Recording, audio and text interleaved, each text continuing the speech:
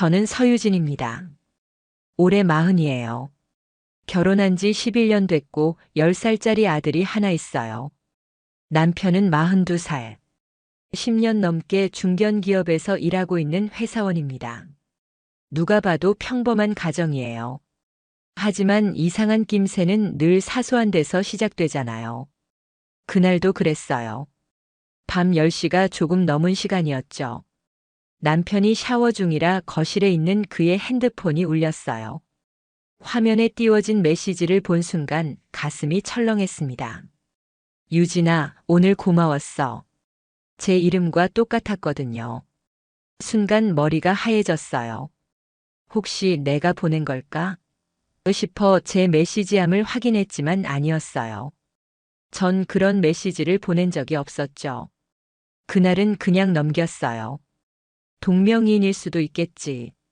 애써 그렇게 생각하려고 했어요. 하지만 그날 이후 남편의 행동이 계속 눈에 걸리기 시작했어요. 향수 냄새요. 예전엔 그런 거 안 뿌리던 사람이었는데 어느 날부터인가 은은한 우디 향이 느껴지더라고요.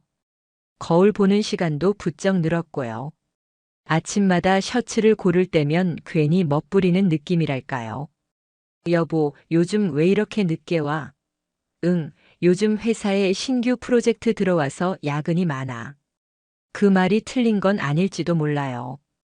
근데 이상하게 얼굴엔 피곤한 기색이 없었어요. 차라리 어딘가 들떠 보였죠. 주말 회식도 자주 생겼습니다. 토요일 저녁마다 약속이 있다는 말, 처음엔 대수롭지 않게 들었어요. 근데 점점 그 빈도가 잦아졌고 말끝도 어딘가 어색했어요. 아이를 재우고 나면 저 혼자 남겨지는 시간이 많아졌고 그 시간이 점점 길어졌어요. 그리고 또 하나 남편이 핸드폰을 잘 안 놓더라고요. 예전엔 거실 테이블에 아무렇게나 두고 다녔는데 이젠 늘 바지 주머니나 손에 꼭 쥐고 있어요. 화장실 갈 때도 들고 들어가고 심지어 샤워할 때도 욕실 선반에 올려놓고요. 그런 사소한 변화들이 하나둘 쌓이니까요. 마음 한구석이 서늘해졌어요. 설마 아닐 거야. 우리 가족인데. 그래서 더더욱 믿고 싶었죠. 그냥 내가 예민한 걸 거라고. 아이가 초등학교 올라가고 나도 다시 복직 준비하면서 신경이 예민해진 거라고. 그런데 이상한 건 그런 상황에서도 남편은 저한테 더없이 평온하게 굴었다는 거예요. 눈도 잘 마주치고 말투도 친절했고 생일 선물도 꼬박 챙겼고요. 오히려 너무 자연스러워서 그게 더 무서웠어요. 어느 날은 이런 일도 있었어요. 남편이 새 셔츠를 입고 나가더라고요. 그 셔츠는 제가 산 게 아니었어요. 이거 예쁘다. 내가 언제 샀지? 물어보니 웃으며 대답하더군요. 아, 팀장님이 생일이라고 준 거야. 요즘 직원들끼리 선물도 주고 그래. 그런데요.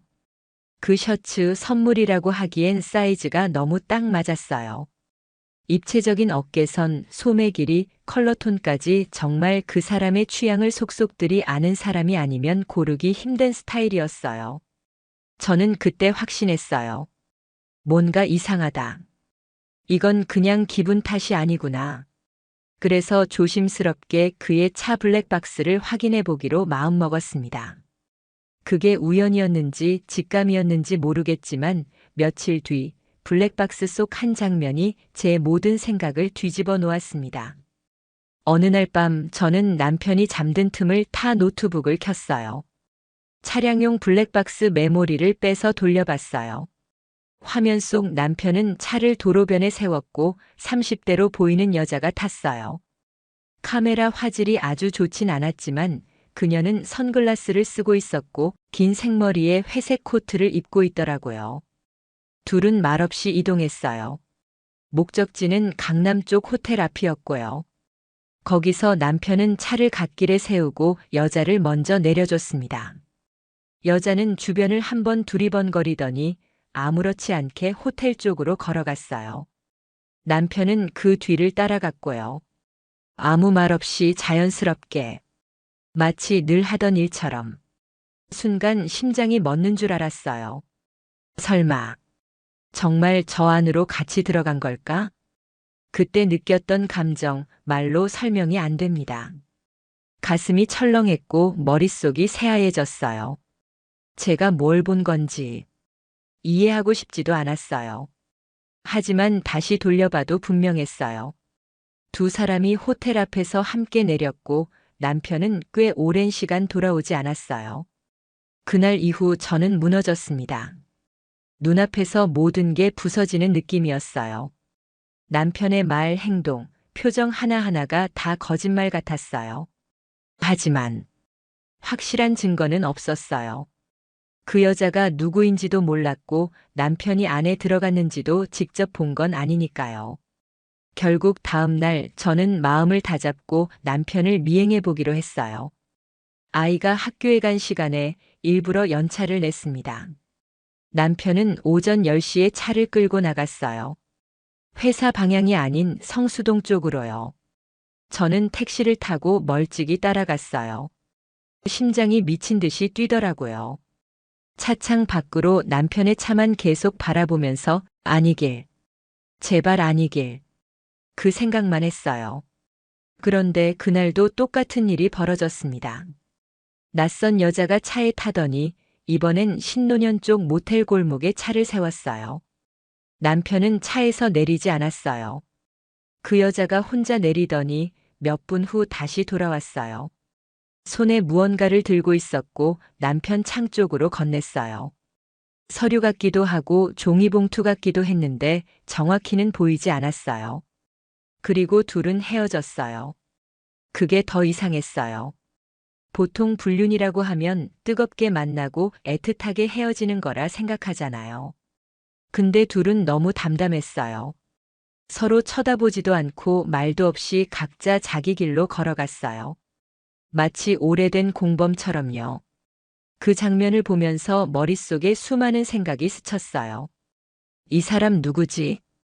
왜 굳이 저렇게 조용하게 만나지? 회사 사람일까? 아니면 내가 아는 사람일까? 그 순간 온몸에 소름이 쫙 돋았습니다. 혹시 내가 아는 사람이면 어떡하지? 머릿속을 스쳐간 얼굴들이 있었어요. 남편과 함께 일하는 여직원들, 예전에 친하게 지냈던 모임 친구들. 그리고 한 사람이 떠올랐어요. 강서아. 대학 때부터 15년 넘게 알고 지낸 친구. 결혼하고 나서도 종종 만나던 사이였고 아이도 비슷한 또래라 자주 육아 이야기도 나눴어요. 요즘 들어 부쩍 연락이 뜸했던 친구였어요. 문득 이상한 기억이 하나 떠올랐습니다. 한 달 전쯤 남편이 그랬거든요. 아, 오늘 서아 봤어. 우연히 회사 근처 커피숍에서. 그때는 그냥 넘겼는데 지금 생각하면 말이 안 돼요. 서아가 남편 회사 근처에 갈 이유가 없거든요. 직장도 그 근처가 아니고 동선도 전혀 안 맞아요. 설마 그게 그날이었나? 불안감이 뼛속 깊이 스며들었어요. 혹시 정말 서아가 그 여자라면? 저는 앨범을 꺼내 들었어요. 예전 모임 때 찍은 사진들이 있었거든요. 서아가 입었던 코트, 머리 모양, 체형까지. 블랙박스 속 영상과 하나하나 비교해 봤습니다. 그 결과 믿고 싶지 않았지만 제 눈은 거짓말을 하지 않았어요. 그 여자는 서아였어요. 가슴이 쿵 내려앉았습니다. 아니야, 아닐 거야. 그렇게 생각하고 싶었어요. 하지만 또 다른 장면이 떠올랐어요. 한 달 전 서아가 저희 집에 놀러 왔던 날이 있었거든요. 남편이 퇴근하고 들어왔는데 그날따라 어색한 표정을 지었던 게 기억났어요. 서아도 갑자기 물을 마신다며 부엌으로 피하더라고요. 그땐 그냥 피곤해서 그런 줄 알았는데 이제 와서 생각해보면 그 눈빛이 분명 무언가를 숨기고 있었어요. 그날 셋이 같이 찍은 셀카가 있었어요. 남편은 가운데 앉아 있었고 서아와 저는 양옆에 있었죠. 그 사진을 확대해서 보는데 두 사람의 어깨가 닿아 있었어요. 아주 가까이. 그제야 그 미묘한 거리감이 떠올랐습니다. 남편은 제 쪽엔 몸을 기울이지 않았는데 서아 쪽엔 아주 살짝 기대고 있었어요. 설마 그때부터였나? 아니, 어쩌면 더 전부터였을지도 몰라요. 우리 부부가 육아 때문에 지쳐가던 시기, 제가 복직 준비하면서 바빠지기 시작했던 시점. 그 즈음부터 서아는 자주 연락을 해왔어요. 요즘 괜찮아? 많이 피곤하지? 도현 씨는 잘해줘? 애 키우느라 너도 힘들겠다. 내가 남자였으면 매일 꽃 사줬겠다. 그땐 위로라고 생각했어요. 근데 지금 생각하면 이상하지 않나요? 왜 굳이 남편 이름을 꺼냈을까? 왜 굳이 내가 남자였으면이란 말을 했을까? 모든 게 이상하게 맞아떨어졌어요. 그녀의 말투, 타이밍, 눈빛. 하나하나가 이제는 의심의 조각처럼 느껴졌습니다. 그런데 아무리 그래도 아무리 열등감이 있었다고 해도 친구의 남편이잖아요. 저는 서아랑 15년을 알고 지냈어요. 같이 여행도 가고 같이 울고 웃고 서로의 결혼식에도 축의금을 냈던 사이예요. 저는 제 인생에서 몇 안 되는 진짜 친구라고 믿었어요. 그랬던 사람이 어떻게 이런 짓을 할 수 있는 걸까? 그날 밤 침대에 누웠는데 도저히 잠이 오질 않았어요. 옆에 누워 자는 남편의 얼굴을 바라보는데 숨 쉬는 소리조차 미웠습니다. 이 사람은 언제부터 나한테 거짓말을 했을까? 저 여자와 함께 있을 때 나와 아이는 뭘 하고 있었을까? 혹시 내가 그들을 도와주고 있었던 건 아닐까? 분노와 허탈함 그리고 절망이 한꺼번에 밀려왔어요. 숨이 막혔습니다. 그 순간 아이가 방문을 열고 들어왔어요. 엄마 왜 안 자? 응, 그냥 잠이 안 와서. 아빠 오늘은 일찍 왔네. 같이 게임 해줬어. 가슴이 찢어지는 것 같았습니다. 내가 지금 뭘 보고 뭘 느끼고 있는지도 모른 채 아이만은 그 사람을 믿고 있는 게 너무 괴로웠어요. 그래도 아직은 확실한 증거가 없었어요. 블랙박스 속 그 여자가 서아라는 확신은 제 머릿속에만 있는 거고 정면으로 그들에게 들이밀 만한 결정적인 물증은 없었거든요. 그래서 저는 결심했어요. 확실한 증거가 필요하다. 말장난으로 빠져나가지 못할 부정할 수 없는 장면이 필요했어요. 그러던 어느 날 남편이 늦게 들어온다는 문자를 보내왔어요. 오늘 회식 있어. 늦을 듯. 문장 끝에 이모티콘이 붙어 있었어요. 예전엔 그런 거 안 쓰던 사람이었는데 요즘은 유난히 말끝마다 웃는 얼굴을 붙이더라고요. 저는 그날 아이를 친정에 맡기고 택시를 타고 남편 회사 근처로 향했어요. 그리고 퇴근 시간 무렵부터 건물 입구에서 조용히 기다렸어요. 남편이 나오는 걸 봤고 그 뒤를 따르던 사람이 있었습니다. 멀리서 봐도 알 수 있었어요. 그 여자는 서아였어요. 하루는 회사 건물 앞에서 남편과 서아가 함께 나오는 걸 지켜봤습니다. 둘은 나란히 걷고 있었고 거리를 두는 듯 하면서도 어딘가 익숙해 보이는 움직임이었어요. 정확히 말하긴 어렵지만 두 사람 사이엔 일상적인 관계에서는 절대 나올 수 없는 기류가 있었어요. 커피를 사서 나눠 마시고 잠시 웃으며 서로를 바라보는 그 장면. 그걸 보는 순간, 아, 이건 진짜구나. 확신이 들었습니다. 저는 서둘러 그 자리에서 빠져나왔습니다. 더 보고 있으면 주체할 수 없을 것 같았거든요.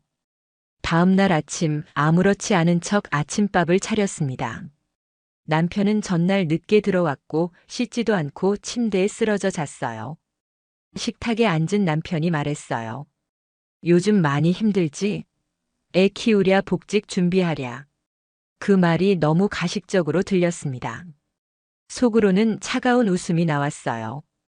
그 입으로 그런 말이 나와? 하지만 겉으론 아무 말도 하지 않았어요. 그 순간 아이가 방에서 나왔고 저는 평소처럼 얼른 세수하자 하며 웃었어요. 아이 앞에선 아무 일도 없는 것처럼 굴어야 했거든요. 그날 오후 시어머니에게서 전화가 왔습니다. 오랜만에 목소리를 들으니 괜히 울컥했어요. 어머니 잘 지내셨어요? 그래 유진아. 목소리 들으니까 좋네. 한참 이런저런 이야기를 하다가 제가 말했습니다. 요즘 남편 회식도 많고 야근도 많아서요. 그 말을 듣자마자 어머니 목소리가 살짝 굳더라고요. 그래, 걔가 요즘 회사 일로 바쁘다더라. 네, 근데 너무 자주 늦게 들어와서 좀 걱정이에요. 그때 어머니가 아주 조심스럽게 말했어요. 유진아, 혹시 그 여자 내 대학 친구 아니었니? 순간 숨이 멎는 줄 알았습니다. 그 말을 듣고도 뭐라고 반응을 해야 할지 몰랐어요. 네.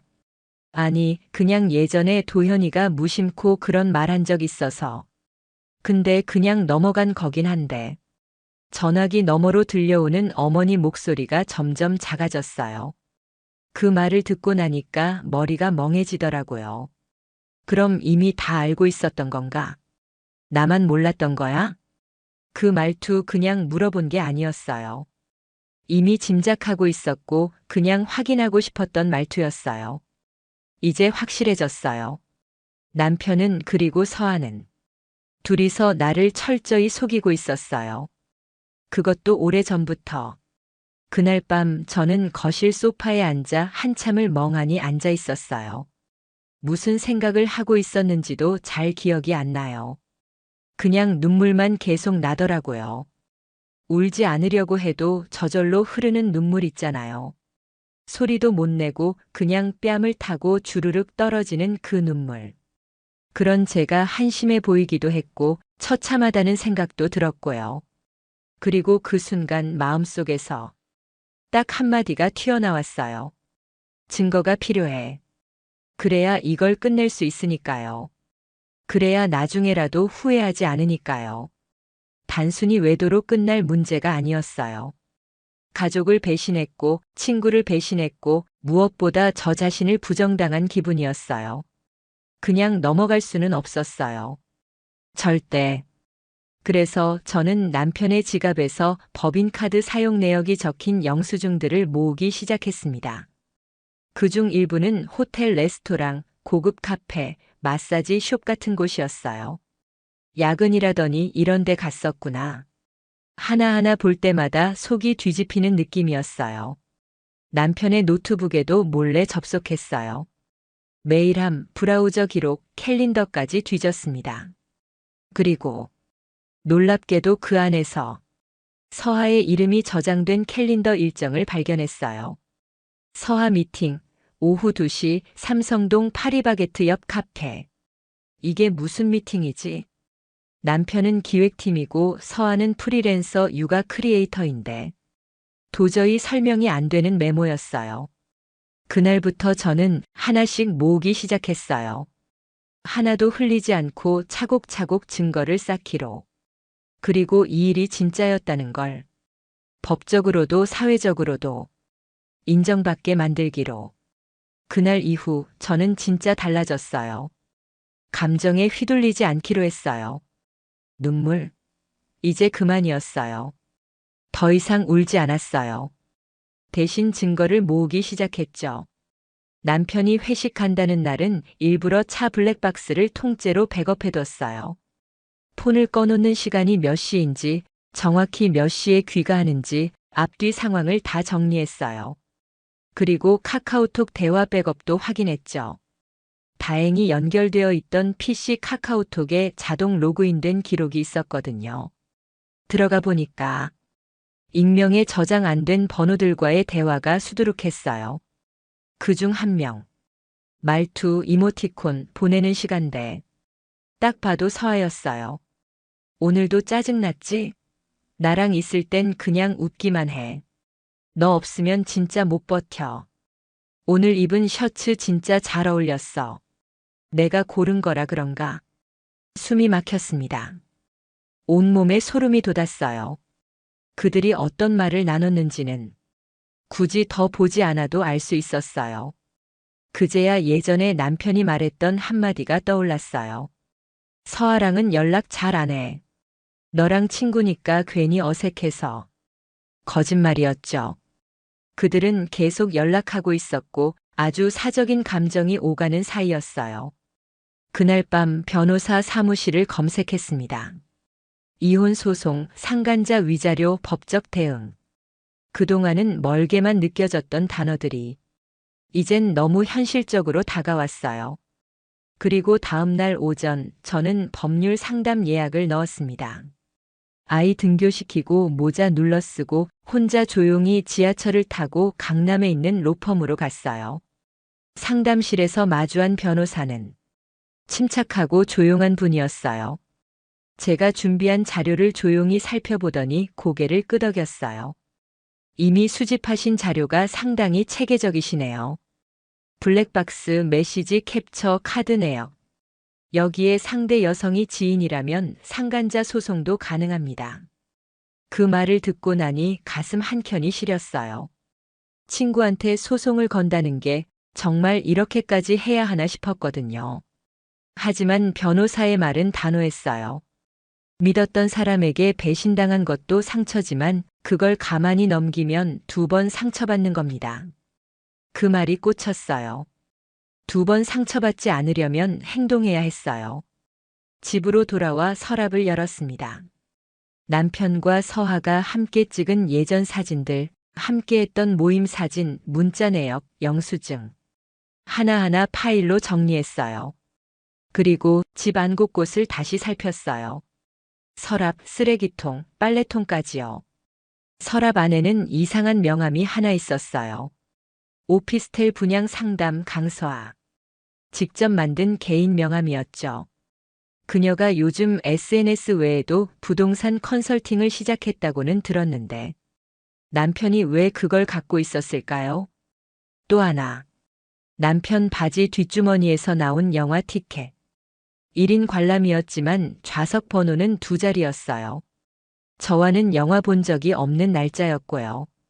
작은 조각 하나하나가 그들의 행동을 구체적으로 설명해주기 시작했어요. 이젠 감정적으로 흘러가지 않았어요.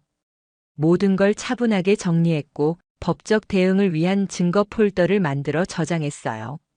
그리고 마지막으로 남편에게 말하지 않고 가정법률 상담소에도 예약을 넣었어요. 감정이 아닌 논리로 움직이기로 했어요. 그렇게 해야 제가 무너지지 않으니까요. 그날 밤 남편은 아무렇지 않게 웃으며 들어왔습니다. 애잖아? 응, 방금 잠들었어. 고생했네. 나 오늘 진짜 피곤하다. 저는 그 얼굴을 바라보며 대답했어요. 응, 푹 쉬어. 그리고 그가 방에 들어가자 컴퓨터를 켜고 메일함을 열었어요. 서하가 남편에게 보낸 이메일이 백업돼 있었습니다. 오늘은 당신 얼굴 못 봐서 아쉽네. 다음 주는 우리 시간 맞춰서 호텔 예약해놨어. 내가 보고 싶으면 이 사진 봐. 사진 파일이 첨부돼 있었어요. 속옷 차림의 거울 셀카. 서하였습니다. 그 순간 심장이 식어가는 느낌이 들었어요. 뜨겁지도 차갑지도 않은 그저 무감각한 감정. 분노조차 느껴지지 않았어요. 이제는 그냥 이 모든 걸 끝내야겠다는 생각뿐이었어요. 어느 순간부터 이 모든 일의 중심에 있는 사람이 남편이 아니라 서하라는 생각이 들기 시작했어요. 배신은 모르는 사람보다 아는 사람에게 당했을 때 더 깊고 오래 남잖아요. 그래서 직접 만나야겠다고 결심했어요. 그녀가 어떤 얼굴을 하고 있는지, 어떤 말로 이 상황을 설명할지 내 2눈으로 확인하고 싶었어요. 연락은 어렵지 않았어요. 그녀는 여전히 제 번호를 저장하고 있었고 가끔 안부 인사를 건네던 사이였으니까요. 우리 오랜만에 차 한잔 할까? 좋지. 요즘 너 생각나더라. 다음 날 오후 압구정 로데오 근처 조용한 카페에서 만났습니다. 서하는 여전히 깔끔하게 꾸민 모습이었어요. 핑크빛 블라우스에 베이지색 슬랙스, 손톱 끝까지 정돈된 네일. 하나도 흐트러진 게 없었어요. 그녀는 먼저 웃으며 말했어요. 유진아, 얼굴 좋아 보인다. 살 빠진 것 같기도 하고. 그 말에 웃음이 나왔어요. 이 상황에서도 그런 말을 하다니. 차라리 대놓고 비웃는 게 더 나을 뻔했어요. 커피가 나오고 잠시 어색한 침묵이 흘렀어요. 그리고 제가 먼저 입을 열었어요. 나 다 알고 있어. 서하의 표정이 순간 멈칫했어요. 손에 들고 있던 머그컵이 살짝 흔들렸고 눈을 피하더라고요. 뭘? 내가 내 남편이랑 어떤 사이인지. 그 말에 서하는 천천히 시선을 내게로 돌렸어요. 그리고 아주 조용히 웃더라고요. 그래. 이제야 말하네. 그녀는 숨기지 않았어요. 오히려 담담했어요. 언제 알았어? 확실해진 건 얼마 안 됐어. 근데 느낌은 예전부터 있었지. 잠시 정적이 흘렀어요. 사람들은 각자의 테이블에서 웃고 떠들었고 이상하게 그 소리들이 너무 멀게 느껴졌어요. 왜? 제가 물었어요. 왜 그랬어? 그제야 그녀가 한숨을 쉬며 말했어요. 넌 가진 게 너무 많았어, 유진아. 그 말이 뭐랄까. 심장을 한 대 치는 것 같았어요. 남편도 아이도 안정된 직장도. 넌 늘 뭔가를 갖고 있었어. 나는 아무것도 없었는데. 서하는 조용히 말을 이었어요. 나 솔직히 내 남편이 나한테 말 걸어왔을 때 좀 기뻤어. 나도 누군가에게 선택받을 수 있구나. 그게 위로가 됐거든. 그녀는 자신이 피해자인 것처럼 말하고 있었어요. 이 모든 걸 정당화하려는 듯한 말투로. 그럼 넌 내가 한 행동이 잘했다고 생각해? 제가 묻자 그녀는 고개를 숙였어요. 아니, 잘못됐지. 근데 이미 이렇게 돼버렸어. 돌이킬 수 없어. 그 말이 이상하게 들렸어요. 후회도 사과도 아니었어요. 그저 현실을 인정하는 체념 같은 말투. 그래서 저는 그랬어요.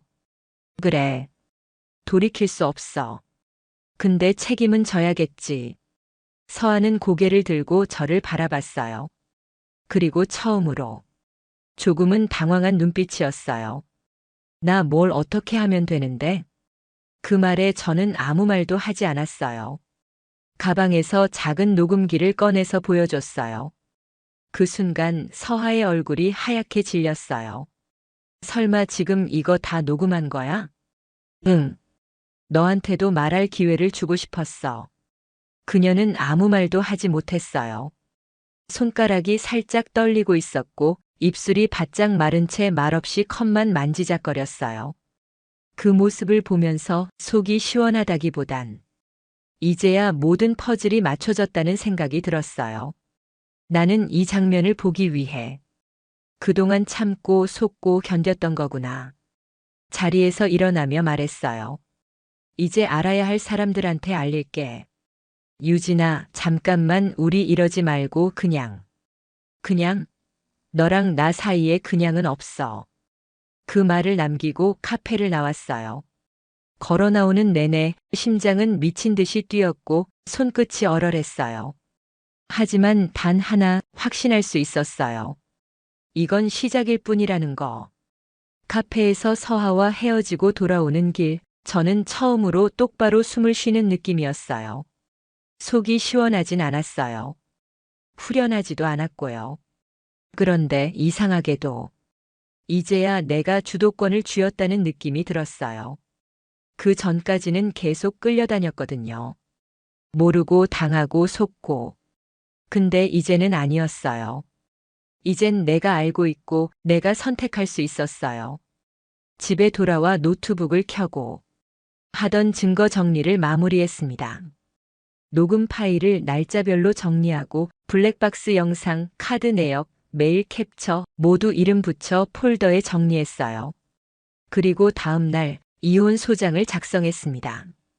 법률사무소에 가서 정식으로 제출했고 그 같은 날 상간자 소송도 함께 접수했어요. 담당 변호사가 말했어요. 진행 과정에서 상대방이 연락하거나 회유하려 할 수 있어요. 그럴 땐 일절 대응하지 마세요. 네, 그렇게 할게요.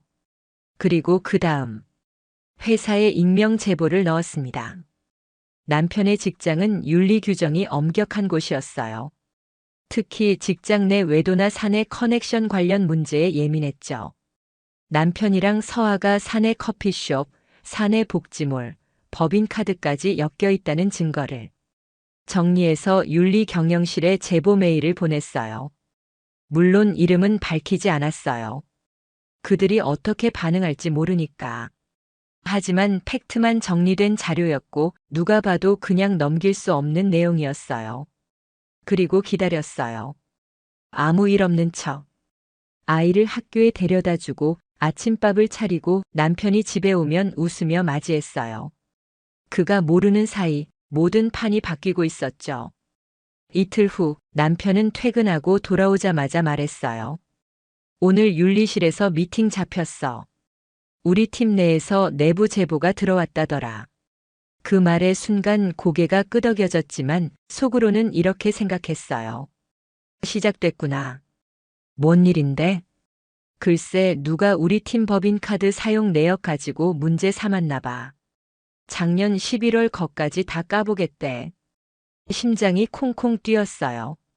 드디어 그들이 손댄 흔적들이 수면 위로 올라오기 시작한 거예요. 그날 밤 도현은 유난히 피곤해 보였어요. 혼자 맥주를 마시며 한숨을 쉬었고 샤워하면서도 물소리가 길었어요. 하지만 저는 아무 말도 하지 않았어요. 그저 조용히 아이를 재우고 식탁을 닦고 거실에 앉아 책을 읽었어요. 그 사람이 조금씩 무너지는 걸 그냥 바라보는 것만으로도 충분했어요. 그리고 마침내 이혼 소장이 도현에게 전달됐습니다.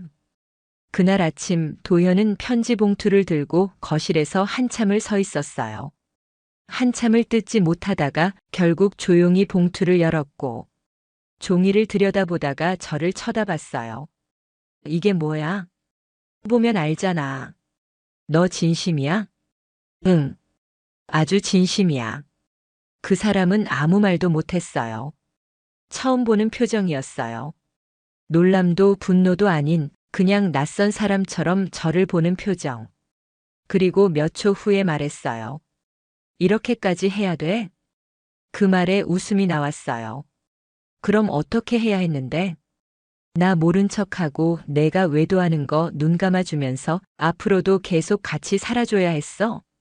그 사람은 말문이 막힌 듯 입술만 달싹였고 결국 고개를 숙였어요. 그렇게 모든 게 명확해졌어요. 더는 말이 필요 없었어요. 더는 증명이 필요하지 않았고요. 그날 밤 혼자 앉아 생각했어요. 지금까지 내가 한 일들을 참을 만큼 참았고 확인할 만큼 확인했고 준비할 만큼 준비했어요. 이제 그 사람은 천천히 아무도 모르게 조용히 사라지는 중이었어요. 사회적으로, 법적으로, 그리고 제 인생에서. 그리고 남은 건 아이에게 이 모든 진실을 어떻게 말할 수 있을지 그 고민뿐이었어요. 10살. 세상 물정 모르고 아빠를 아직 좋아하는 나이. 아빠 오늘 언제 와? 아빠는 왜 맨날 늦어? 그 말들이 가슴을 찔렀어요. 아이한테 무슨 죄가 있겠어요. 어른들의 이기심으로 만들어진 전쟁터 한가운데 아이는 아무것도 모른 채 웃고 있었으니까요. 며칠을 고민했어요. 어떻게 말해야 할까? 뭐부터 꺼내야 할까? 그러다 어느 저녁 서준이랑 단둘이 소파에 앉아 있는데 아이가 먼저 묻더라고요. 엄마, 요즘 아빠 왜 자주 안 보여? 응, 아빠는 요즘 일이 좀 많아서. 그 말을 하고 나서 스스로도 민망했어요. 그 흔한 핑계조차 이젠 아이 앞에서조차 힘들더라고요. 그래서 마음을 먹었어요. 다음 날 아이를 데리고 근처 한강공원에 갔어요. 햇빛이 따뜻했고 바람은 차가웠어요. 사람들 웃음소리 들리고 아이들은 자전거 타고 놀고 있었어요. 그 풍경 속에서 이야기를 꺼내는 게 참 어색했지만 저는 조심스럽게 말했어요. 서준아, 엄마가 오늘은 진짜 중요한 이야기 해주려고. 응? 아빠랑 엄마가 앞으로는 조금 달라질 거야. 아이의 눈이 커졌어요. 말없이 저를 바라보더라고요. 아빠는 잠시 집에서 떨어져 지내게 될 거야. 왜? 그 짧은 한마디에 온몸이 떨렸어요. 숨을 크게 들이마시고 말했어요. 아빠랑 엄마가 서로 많이 상처를 주고받았어. 그래서 서로 생각할 시간이 필요해. 아이는 아무 말 없이 고개를 숙였어요. 저는 계속 말을 이어갔어요. 엄마가 가장 중요하게 생각하는 건 너야. 아빠도 그럴 거고. 서준이는 잘못한 게 전혀 없어. 그 말에 아이는 조용히 고개를 끄덕였어요. 그리고 한참을 망설이다가 말했어요. 그럼 나는 누구랑 사는 거야? 엄마랑. 아빠는 언제 다시 와? 그 질문 앞에 가슴이 찢어지는 줄 알았어요. 이게 제일 어려운 순간이구나. 하지만 저는 솔직하게 말했어요. 그건 아직 모르겠어. 아빠랑은 앞으로도 연락할 수 있고 만날 수도 있어. 하지만 예전처럼 같이 사는 일은 아마 어렵지 않을까 싶어. 아이의 눈에 눈물이 맺혔어요. 그럼 나는 아빠 안 좋아해야 돼? 그 질문이요. 제 인생에서 가장 슬픈 말이었어요. 저는 아이를 꼭 안아주면서 말했어요. 아니야. 서준이가 좋아하는 사람을 엄마가 싫어하라고 할 수는 없어. 다만 우리가 더 좋은 사람이 되려면 지금은 조금 떨어져 있는 게 맞는 거야. 그 말을 하면서 저도 눈물이 났어요. 하지만 참았어요. 아이 앞에선 무너지고 싶지 않았어요. 그날 집으로 돌아오는 길 아이 손을 꼭 잡고 걷는데 작은 손이 따뜻하더라고요. 이 아이 하나만 지키면 돼. 그게 제 모든 다짐의 중심이었어요. 집에 도착하자 남편 차가 보였어요. 문 앞에 서 있던 그 사람. 저를 보더니 말했어요. 우리 얘기 좀 하자. 오늘은 아닌 것 같아. 저는 아이 손을 잡고 조용히 현관문을 열었어요. 남편은 아무 말 없이 그 모습을 바라보다 천천히 돌아서 걸어갔어요. 그 뒷모습이 낯설었습니다. 예전엔 함께 들어오던 문이었는데 이젠 그가 나가는 문이 됐어요. 그 순간 확신했어요. 이제 돌이킬 수는 없는 거구나. 이혼 서류를 제출하고 나서 저는 다시 숨을 쉬기 시작했어요. 당장 눈에 보이는 변화는 없었지만 제 안에 있던 무언가가 정리되는 느낌이었어요. 그리고 일주일 뒤 남편에게 법원으로부터 정식 이혼 조정 일정 통보가 전달됐고 서아 역시 상간자 위자료 청구서를 받았어요. 둘 다 예상 못했다는 듯 처음엔 놀라고 당황했죠. 그게 이해가 안 됐어요. 이 정도로 해놓고 설마 끝까지 모르쇠로 버틸 수 있다고 생각했을까? 서아는 연락을 해왔어요. 한밤중 조심스레 전화를 걸어왔더라고요. 유진아, 나야 이건 좀 너무한 거 아냐? 지금 장난하는 거야? 아니, 그게 아니라 우리 이렇게까지 안 하기로 했잖아. 우리가 뭘 약속했는데? 그냥 서로 인생 망치는 일은 하지 말자고. 그 말을 듣고 숨이 턱 막혔어요. 도대체 이 사람이 뭘 잘못했는지 알고는 있는 건가? 내 인생은 내가 먼저 망가뜨렸어. 그 한마디 남기고 전화를 끊었습니다. 그리고 며칠 후 남편의 회사에서 연락이 왔어요. 징계위원회가 열렸다는 소식. 익명 제보와 추가 내부 감찰을 통해 남편이 부적절한 만남과 사적 용도로 법인카드를 사용한 게 확인됐다고 하더군요. 결국 도현은 팀장직에서 해임됐고 일반 직원으로 강등됐어요. 향후 2년간 승진도 불가능하다는 통보를 받았고요. 소문은 빠르게 퍼졌습니다. 함께 일하던 후배, 동기, 상사까지 모두 눈치를 채기 시작했죠. 퇴근 후 집에 돌아온 남편은 말이 거의 없었어요. 소파에 앉아 한참 동안 핸드폰만 보다가 갑자기 말하더라고요. 회사에서 사람들이 나를 피하는 것 같아. 그 말에 아무 대꾸도 하지 않았어요. 왜냐면 그럴 자격이 있는 거니까요. 서아는 더 빠르게 무너졌어요. SNS에선 협찬사들이 하나둘 빠져나갔고 육아 콘텐츠 관련 업체들도 이미지 손상을 이유로 계약을 해지했어요. 댓글에는 이런 말들이 달렸습니다. 남의 가정 뺏고 웃고 있을 수 있나? 가식적인 일상 브이로그 보고 있었네. 그녀는 결국 계정을 비공개로 전환했고 얼마 지나지 않아 아예 삭제해버렸어요. 그걸 보며 어떤 감정이 들었냐고요? 솔직히 속이 후련했어요. 이건 복수가 아니었어요. 그저 내가 받아야 할 자리를 되찾은 거예요. 이혼 조정은 길지 않았어요. 이미 증거와 서류가 너무 명확했거든요. 도현 측 변호사도 별다른 반박 없이 양육권은 저에게, 재산 분할은 6대4로 정리됐어요. 위자료는 3천만 원. 법적으로 인정된 배신의 대가였습니다.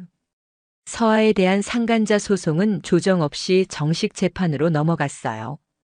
그녀는 처음엔 합의금 500만 원 제안했는데 변호사 통해서 통보했죠. 피해자의 상처를 금액으로 흥정하지 마세요. 서아도 결국 변호사를 선임했고 법정에서 마주하게 될 날만 기다리고 있어요. 그렇게 조용히 차분히 하나씩 제자리로 돌아오고 있었어요. 그리고 그날 밤 남편이 다시 말을 꺼냈어요. 유진아, 그래도 우리가 가족이었잖아. 순간 가슴이 서늘해졌어요. 그래요. 가족이었죠. 그렇기 때문에 더 아팠어요. 그렇기 때문에 더 무너졌고요. 가족이면 그렇게 못해. 가족이면 그렇게 안 해. 제가 그렇게 말하자 그는 아무 말도 하지 못했어요. 고개를 떨군 채 입술만 질끈 깨물었어요. 그 모습이 한때 제가 사랑했던 사람의 마지막 그림자처럼 느껴졌어요. 이제 남은 건 그림자조차 내 삶에서 사라지게 만드는 일이었어요. 그게 진짜 복수라는 걸 그때 저는 알게 됐어요. 그날 이후 남편은 자주 말을 걸어오기 시작했어요. 이혼 서류 접수 전엔 제가 하는 말에 무심하게 대답하던 사람이었는데 이제는 반대로 제가 아무 말도 하지 않자 불안해지기 시작했죠. 서준이 내 목소리 듣고 싶지 않을까? 다음 주 주말에 같이 외식하자. 우리 진짜 이렇게 끝나는 거야? 그런 말들이 매일같이 문자로 날아왔어요. 하지만 전 단 한 번도 답하지 않았어요. 읽지도 않았어요. 감정을 섞지 않기로 했거든요. 이제는 어떤 말도 어떤 눈물도 내 감정을 흔들 수 없었어요. 어느 날은 집 앞에까지 찾아왔어요. 문 앞에 조용히 서 있더라고요. 벨도 누르지 않고 그저 서 있기만 했어요. 아이랑 저는 거실에 있었고 그 모습이 인터폰에 잡혔어요. 서준이 묻더라고요. 아빠, 나 열어줄까? 아니, 오늘은 그냥 지나가자. 엄마 아빠 울 것 같아. 그 말에 가슴이 찢어지는 줄 알았어요. 하지만 고개를 끄덕이며 말했어요. 그래도 우리 집안일은 우리가 지켜야 해. 남편은 그렇게 서 있다가 결국 조용히 돌아갔어요. 다음 날 또 메시지가 왔어요. 서아랑 연락 끊었어. 너무 늦은 거 알아. 근데 나 진심이야. 너랑 애 없으면 나 진짜 아무것도 아니야. 진심. 그 단어가 이제는 너무 가볍게 느껴졌어요. 그 사람이 말하는 진심은 상황이 벼랑 끝에 몰렸을 때 겨우 꺼내는 핑계였어요. 진짜 진심이 있었다면 처음부터 그러지 말았어야죠. 서아도 연락이 왔었어요. 나 진짜 반성 중이야. 넌 정말 좋은 사람이었는데. 내가 미쳤었나 봐. 그 말엔 아무 감정도 안 생겼어요. 어떤 미안함도 원망도. 그냥 텅 빈 말 같았어요. 서아의 번호는 그날 차단했어요. 그리고 남편의 번호도 문자 수십만 열어두고 전화는 차단했어요. 필요한 건 서류로만 남기고 더는 그 어떤 감정 교류도 하지 않기로 했어요. 그 사람들의 말을 들어주는 순간 나는 또 무너지게 될 거니까요. 이혼 판결이 확정된 날 법원에서 나와서 하늘을 봤어요. 흐리진 않았지만 맑지도 않은 날이었어요. 그래도 마음만은 조금은 가벼워졌어요. 복잡한 감정은 정리되지 않았지만 이제는 모든 걸 내려놓아도 되는 시간이었어요. 서준이와 마주 앉아 간단하게 축하 파티를 했어요. 피자를 시키고 콜라를 따라주며 말했어요. 우리가 진짜 가족으로 시작하는 날이야. 아이도 웃었어요. 이제 엄마랑 둘이야? 응. 엄마랑 서준이 둘이서 멋지게 살아보자. 그렇게 말하며 웃었어요. 근데 마음 한구석은 여전히 먹먹했어요. 그건 어쩔 수 없는 감정이었어요. 한때 사랑했던 사람과 한 집에 살았고 같은 미래를 꿈꿨던 사람이니까요. 하지만 그 사람은 자기 손으로 그 미래를 부숴버렸어요. 나는 이제 그 잔해 위에 내 아이와 함께 새로운 걸 쌓아갈 뿐이었어요. 남편은 아직도 SNS를 통해 내 일상을 보고 있는 것 같았어요. 제가 올리는 커피 사진, 아이와 산책한 풍경, 복직 준비하며 책 읽는 사진들. 그건 그 사람을 위한 게 아니었지만 그 사람에게 가장 큰 복수가 되고 있다는 걸 알고 있었어요. 말 한마디 없이 내가 너무 잘 살고 있다는 걸 보여주는 것. 그게 진짜 침묵의 복수였어요. 이혼이 확정된 지 한 달쯤 됐을 무렵 저는 회계사 사무소에 복직했어요. 처음엔 긴장됐어요. 몇 년 만에 복귀였고 아이랑 둘이 지내야 하니까 걱정도 많았죠. 하지만 그 걱정은 일을 시작하자마자 사라졌어요.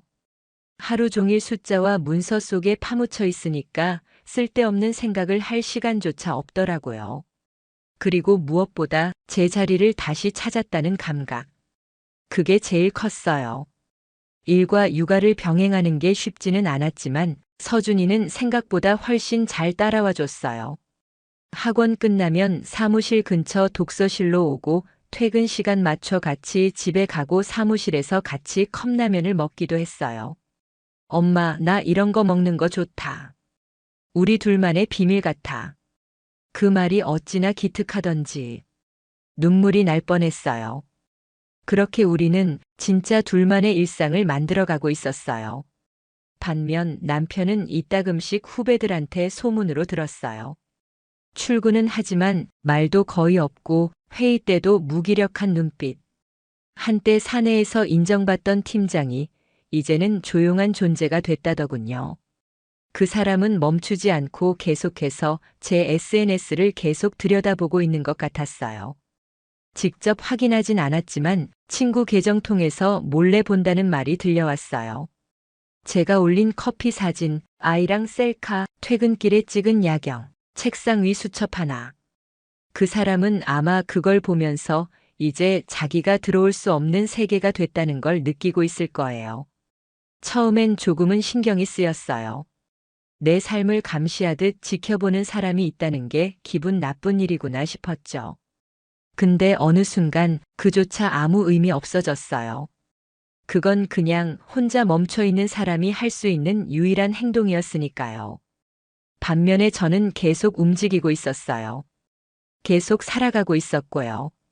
복직 3개월 차엔 팀장이 직접 찾아와서 칭찬해줬어요. 유진 씨, 감이 여전하네. 휴직 기간 길어서 걱정했는데 전혀 티 안 나요. 그 말에 웃으며 대답했어요. 감은 금방 돌아오더라고요. 버틸 일이 많았거든요. 요즘은 동료들이랑도 편하게 웃고 가끔 점심시간에 맛집도 다녀요. 서준이도 학원 선생님한테 요즘 엄마가 밝아졌어요. 그런 말을 했대요. 저는 여전히 상처가 완전히 아물었다고는 못해요. 가끔은 꿈에서 그날의 대화가 떠오르고 서하의 얼굴이 스쳐가요. 하지만 현실에서의 나는 그 모든 걸 딛고 살아가는 사람이 됐어요. 남편은 아니, 이제는 전 남편은 아직도 그 자리에 서 있어요. 미련이라는 이름으로, 후회라는 감정으로. 그 사람은 아직도 자신이 뭘 잃었는지 완전히는 모르는 것 같아요. 그게 제겐 가장 큰 복수였어요. 내가 회복하는 동안 그는 계속 그 자리에 멈춰 있는 거. 내가 웃는 동안 그는 자꾸 뒤를 돌아보는 거. 그게 진짜 고통이라는 걸 그 사람은 이제서야 알겠죠. 요즘 종종 혼자 카페에 앉아 지난날의 저를 떠올려요. 눈물로 베개를 적시던 밤, 카페 화장실에서 몰래 울던 시간들, 아무렇지 않은 척 웃던 하루하루. 그 시간들이 있었기에 지금의 내가 있는 거니까요. 그리고 그날 한 통의 메시지가 도착했어요. 발신인은 전 남편이었고 내용은 딱 한 줄. 혹시 우리 다시 친구처럼 지낼 수 있을까? 잠시 화면을 가만히 바라봤어요. 그리고 조용히 핸드폰을 내려놨어요. 그 순간 떠올랐어요. 그 사람이 내게 했던 말들, 눈빛, 침묵, 거짓, 배신. 그리고 깨달았어요. 우리는 다시 돌아갈 수 없다는 걸. 그날 이후 전 남편의 메시지엔 아무 답도 하지 않았어요. 읽지도 않았고 읽을 생각도 없었어요. 우리가 다시 친구처럼 지낼 수 있을까? 그 물음 하나에 담긴 무책임함이 한숨보다 더 무거웠어요. 친구. 그건 우리가 가장 먼저 무너뜨렸던 말이잖아요. 시간이 흘렀고 봄이 오고 꽃이 피고 다시 바람이 불었어요.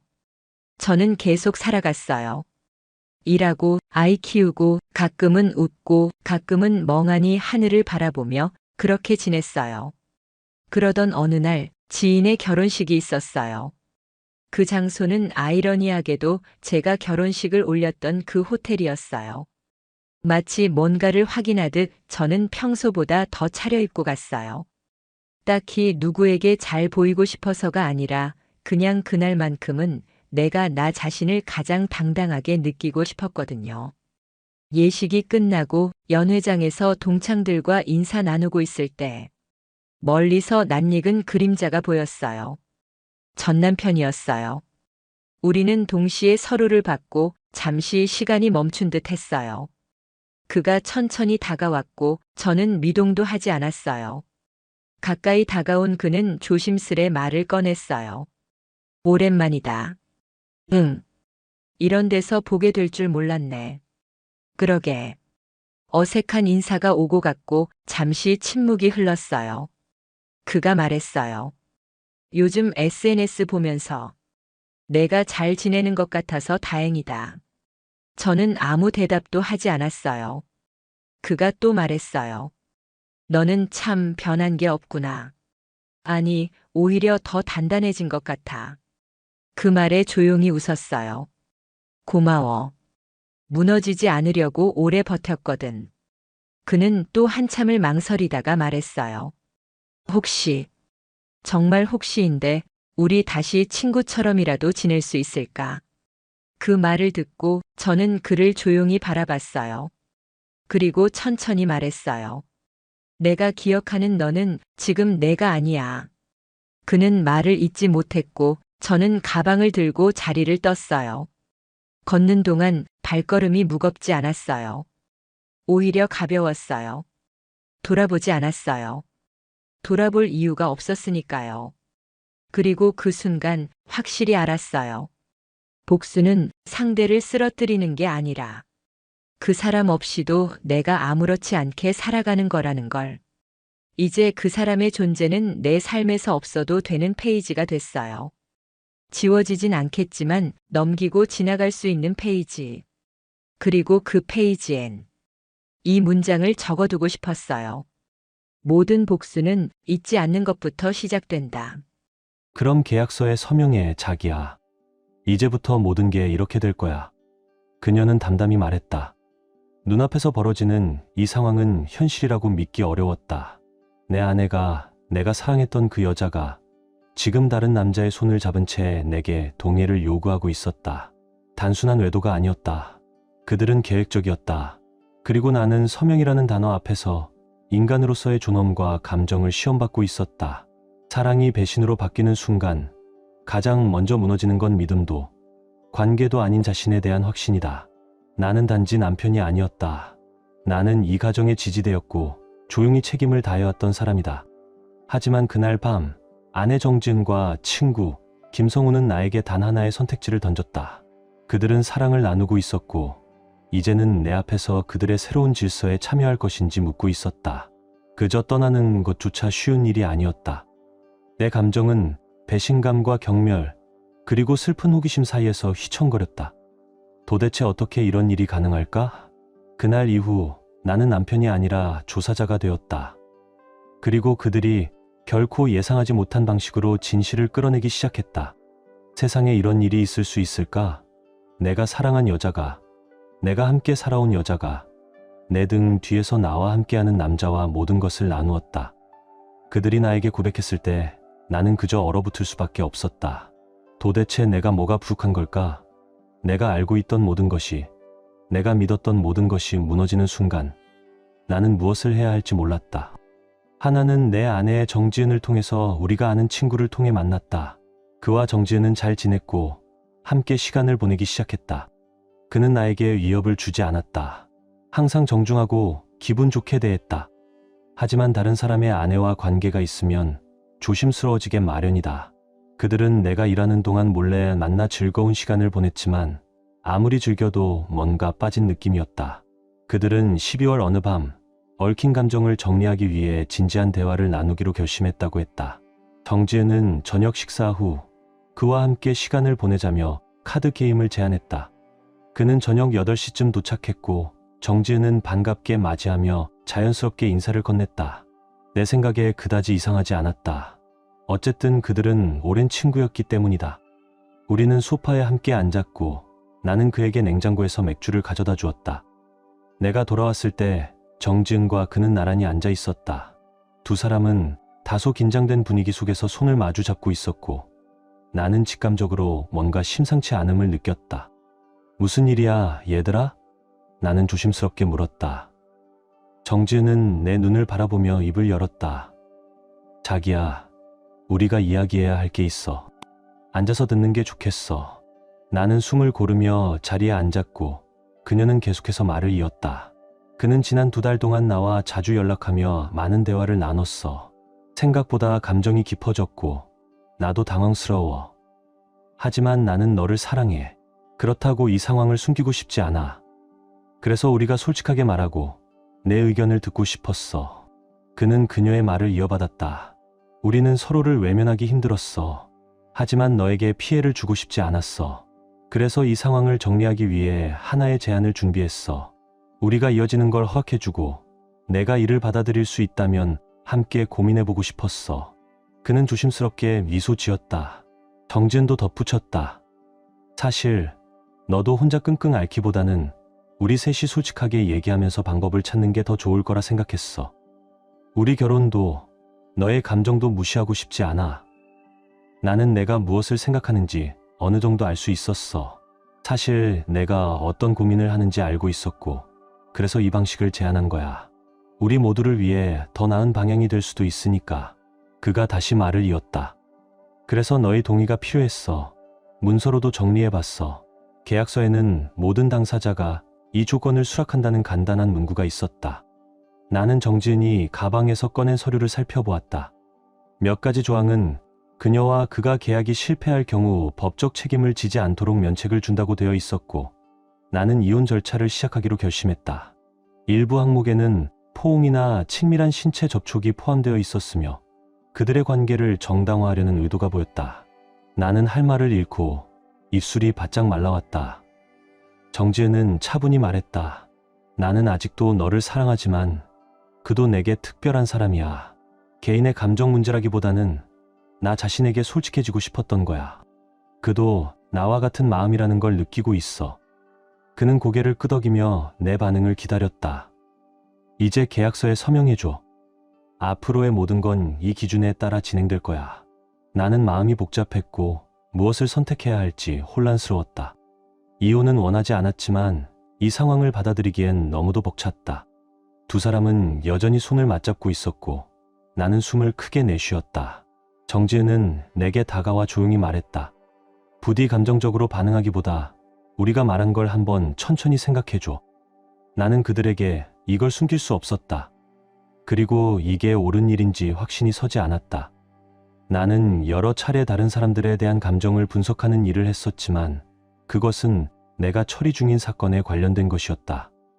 사실 나는 개인 탐정이고 나는 보안 회사도 운영하며 많은 이혼 사건을 처리한다.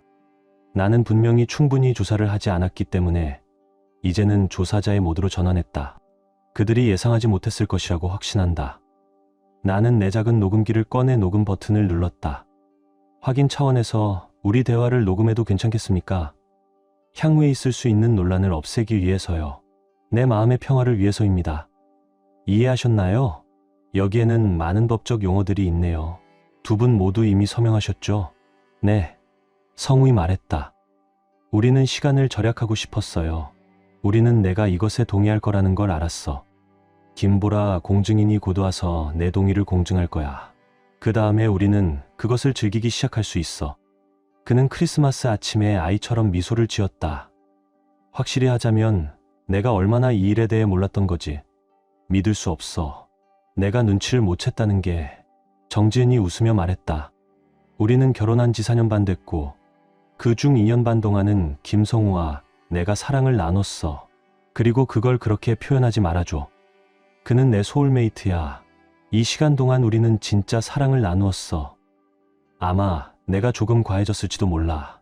오, 제발 이준호, 그렇게 자기중심적으로 굴지 마. 그녀는 우리 둘을 위한 사랑을 다 나누고 있어. 그가 말했다. 나는 그들을 보고 내 결혼 생활이 끝났다는 것을 깨달았다. 나는 펜을 집어들고 서명한 후 일어섰다. 이제 만족했기를 바란다. 나는 서명란에 서명한 문서를 그들에게 보여주었다. 정지은이 계약서를 보았다. 정말 미안하지만 나 잘 못 나눠. 자, 여기 봐. 나는 손에 든 맥주병을 흔들며 입구를 눌렀다. 나는 계약서를 집어들고 접은 후 그녀의 얼굴로 던졌다. 나는 뒤돌아서서 내 가방, 노트북, 자켓을 챙기고 그들이 돌아오라고 요구하고 내가 어디 간다고 생각하냐고 묻는 질문을 무시했다. 앞문을 열고 나갔다. 그때 공증인 김보라와 마주쳤다. 당신이 이준호군요? 오 마이 갓.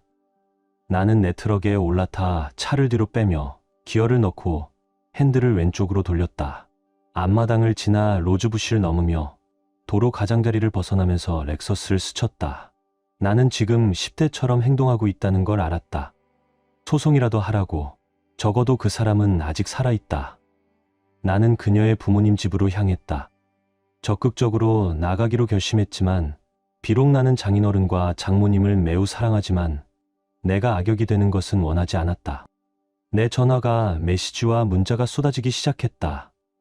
결국 메일박스가 가득 차고 시간이 지나면서 전화와 메시지는 멈췄다. 나는 그녀 부모님 집 앞에 차를 세우고 내렸다. 초인종을 눌렀고 잠시 후 들려왔다. 알겠어, 가고 있어. 포치 불빛이 켜지고 나는 그녀의 아버지인 김태우 판사와 마주쳤다. 그는 기분이 별로 좋지 않은 것 같았다. 이준호, 이 시간에 여기서 뭐하고 있어? 그리고 정지은은 어디 있어? 지금 어디 있는지 몰라. 이 지구에는 없는 것 같아. 나는 장인어른과 장모님이 항상 나를 사랑과 존경으로 대해주셨다고 말했다. 그럼에도 불구하고 아들이 있다는 것, 그리고 곧 이혼할 아내를 두고 나는 판사에게 계약서를 건네고 내 작은 녹음기를 부엌 테이블에 놓았다. 이게 뭐야? 그가 물었다. 읽기 시작하더니 눈이 커졌다. 이게 사실이야? 그가 물었다. 나는 녹음기를 켰고 모든 것은 내가 오해를 피하기 위해 대화를 녹음할 수 있는지 물었을 때 시작되었다. 그리고 그녀는 그것을 되감았다. 남편은 그 대화를 들었다. 갑자기 그녀가 들고 있던 로브가 풀리며 그녀의 손이 얼굴을 향해 갔고 입을 가렸다. 그녀는 숨을 헐떡이며 로브가 열리면서 검은색 잠옷이 드러났다. 나는 생각했다. 그녀의 밤은 망쳤군. 그녀는 읽기를 마치고 나를 바라보았다. 이걸 피할 방법은 없는 것 같아. 그렇지? 내가 내 입장이라면 어떻게 할 거야? 그는 아래를 내려다보았다. 알겠어, 아들. 그때 그들의 집에 있는 오래된 전화가 울렸다. 그의 아내가 전화를 받았다. 여보세요, 엄마. 이준호 있나요? 지금 당장 그와 얘기해야 해. 그녀의 아버지가 전화를 받았다. 이게 뭐야? 너희 둘이 문제가 생겼다고. 그쪽에서 깜짝 놀란 소리가 들렸다. 아빠, 무슨 말을 하는 거야? 이건 내 일도 아니야. 내 것도 아니고 엄마 것도 아니야. 이건 나와 내 남편의 문제야. 너는 그것을 설명하는 계약서를 받게 될 거야. 그렇지 않으면 이걸 가족 문제로 만든 거야. 오, 안 돼. 울음소리가 들렸다. 오, 안 돼. 그들은 알아. 그녀의 아버지가 정지은에게 잘 가, 정지은이라고 말하고 전화를 끊었다. 아빠. 그는 나를 보고 말했다. 가서 오늘 밤 잘 쉬고 그 다음엔 내가 해야 할 일을 해. 제발 어리석은 짓은 하지 마라, 알았지? 네, 아버님. 모든 일에 대해 사과드립니다. 너 잘못은 아니야, 아들. 때때로 뱀이 그냥 정원에 들어오지. 나는 떠났고 내 트럭에 올라타 인디언으로 갔다.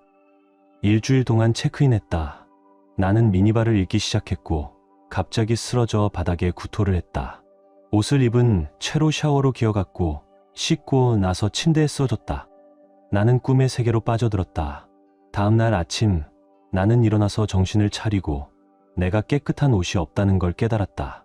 나는 또 다른 좋은 친구인 박재혁에게 전화를 걸어 내 아내와 자고 있지 않은 그 친구에게 새로운 옷을 사서 호텔방 819로 가져다 달라고 부탁했다. 그리고 머핀하고 커피 많이 사와. 서둘러, 친구야. 그 후 나는 내 사무실에 연락을 해 내 2명의 최측근에게 그들을 감시하도록 지시했다. 나는 은행에 전화해 내 개인 계좌와 사업 계좌를 모두 동결시켰다. 우리의 공동 신용카드를 모두 취소하고 미결제된 금액을 정리했다. 다음으로 나는 그녀의 휴대전화를 해지하고 회사와의 사업 계획에 포함된 그 번호를 취소한 후 우리 집의 모든 공공시설을 끊도록 했다. 나는 친구에게 전화했는데 그녀는 변호사였고 이혼 변호사를 추천해 주었다. 내 동생은 훌륭해. 최대한 큰 피해를 주고 싶다면 내가 보냈다고 말해. 완벽한 방법이고 역사적인 결정을 내릴 수 있을 거야. 나는 그녀의 동생에게 전화를 걸었고 그때 박재혁가 나타났다. 나는 옷을 입고 그와 함께 아침 식사를 위한 장을 보러 갔다. 나는 그에게 전날 있었던 일들을 말하며 내 미래의 변호사에게 일어난 일과 내가 원하는 바를 전했다. 그는 필요한 모든 서류를 가지고 그의 사무실로 오라고 말했다. 오후 3시쯤 전략을 논의할 거라고. 정우는 내가 하는 말을 믿을 수 없다는 듯이 말했다. 그녀가 이렇게 할 수 있다니 믿을 수 없어. 속인 것 때문이 아니라 서면으로 공증된 계약서를 제안한 것 때문이지. 그나저나 다른 필요한 일이 있으면 말해. 나중에 연락해서 계속 업데이트할게. 문제 없어. 친구야. 난 왜 그런지 믿지 않았어. 이제 그 이유를 알겠어. 필요하면 뭐든지. 수진과 나는 언제나 여기 있어. 수진은 그가 10년간 아내로 두고 있었고 나를 항상 동생처럼 대해주었다. 그가 떠나고 나는 거울을 보며 내 모습을 확인했다. 정말 끔찍했지만 어제보다는 확실히 나아졌다. 그럼에도 불구하고 나는 나가서 은행으로 향했다. 나는 곧장 고위 부사장의 사무실로 안내되었다. 나는 백만장자는 아니지만 개인 계좌와 사업 계좌를 합치면 꽤 많은 돈이었다. 그가 나에게 달려들며 말했다. 너의 행동을 이해할 수 없군. 물론 내 돈이지 마음대로 할 수 있어. 하지만 내 마음을 바꿀 수 있는 방법이 있을까? 김성우가 어디서 일하는지 알아? 그는 은행에서 고위 재정 컨설턴트였다. 그래서 나는 계약서를 부사장의 책상 위에 놓고 녹음기를 켰다. 그의 눈은 계약서를 읽으면서 흐려졌고 그가 무엇을 읽고 무엇을 듣고 있는지 깨닫자 그의 얼굴에서 색이 빠져나갔다. 이건 분명히 장난이겠지. 만약 그렇다면 나는 묻지 않는다.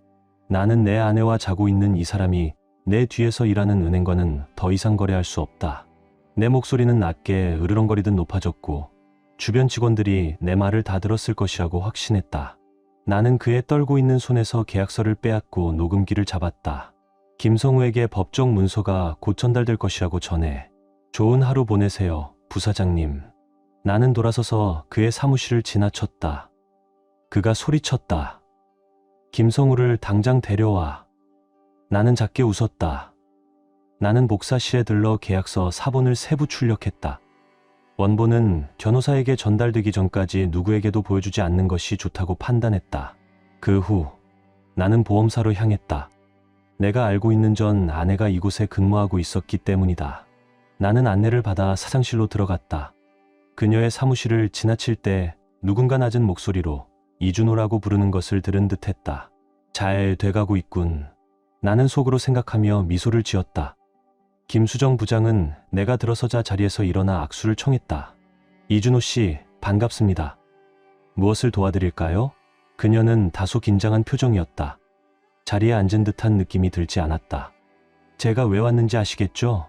김수정 부장님, 저는 귀사의 모든 보험을 즉시 해지하고 환불을 요청하러 왔습니다. 저는 거짓되고 부정직한 사람을 고용한 회사와는 거래할 수 없습니다. 잠시만요. 이준호 씨. 개인적인 감정이 회사 운영에 영향을 주는 건 바람직하지 않습니다.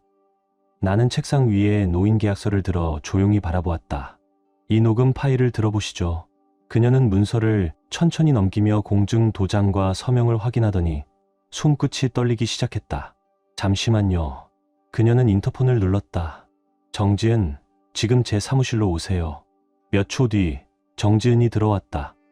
그녀는 당황한 얼굴로 나를 보았다. 네, 부장님, 정지은 씨, 해고입니다. 책상을 정리하고 바로 퇴사하세요. 정지은은 멍하니 서 있다가 갑자기 쓰러졌다. 주변 직원들이 놀라 그녀에게 달려갔다. 김수정 부장은 나에게 시선을 돌리며 물었다. 결정을 그대로 진행하시는 건가요? 나는 조용히 고개를 끄덕이며 악수를 나눴다. 정직하고 전문적인 분과 함께 일하게 되어 다행입니다.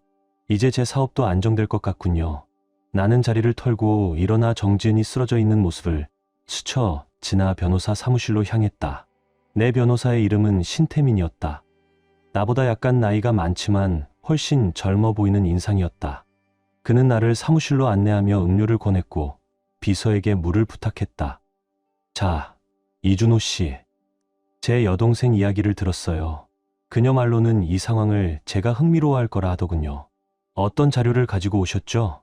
나는 가방에서 원본 계약서를 꺼내 건넸고 녹음기도 함께 작동시켰다. 그는 녹음을 들은 후 조용히 계약서를 다시 검토했다. 이내 인터폰을 눌러 법률보조원을 불렀다. 이 테이프 복사본 2개 만들어주세요. 원본은 금고에 보관하시고 김철수 씨께 새 테이프를 전달해 녹음기는 돌려드리세요. 그는 다시 계약서를 읽으며 가끔 내 얼굴을 바라보았다. 마지막으로 그는 계약서를 옆에 두고 나를 쳐다보며 말했어요. 이건 진짜죠. 그렇죠? 아무도 이런 걸 만들 수 없어요. 그는 잠시 생각에 잠기더니 나를 쳐다보며 말했어요. 자, 무엇을 하고 싶어요? 그들을 처벌하고 싶어요. 그들이 고통받아서 더 이상 일을 구할 수도 없고 함께 공개적으로 살 수 없게 만들고 싶어요. 어느 미래의 전처가 여기에서 일하는지 아시겠죠? 나는 김다빈 사장실로 안내되었어요. 그녀의 사무실을 지나며 이준호라는 낮은 목소리가 들린 것 같았어요. 잘 돼가고 있군요. 나는 웃으며 생각했어요. 김수정은. 내가 들어가자 일어나서 내 손을 흔들며 인사했어요. 이준호, 반가워요. 어떻게 도와드릴까요? 그녀는 긴장한 듯 보였고 분명히 자신의 위치가 아니었어요. 왜 내가 여기 왔는지 아시겠죠? 김다빈 씨, 저는 귀사의 모든 보험을 즉시 취소하고 지금 바로 환불 수표를 받기를 원합니다. 저는 거짓되고 부정직한 아내를 고용한 사람과는 거래할 수 없습니다. 잠시만 기다려 주세요, 이준호.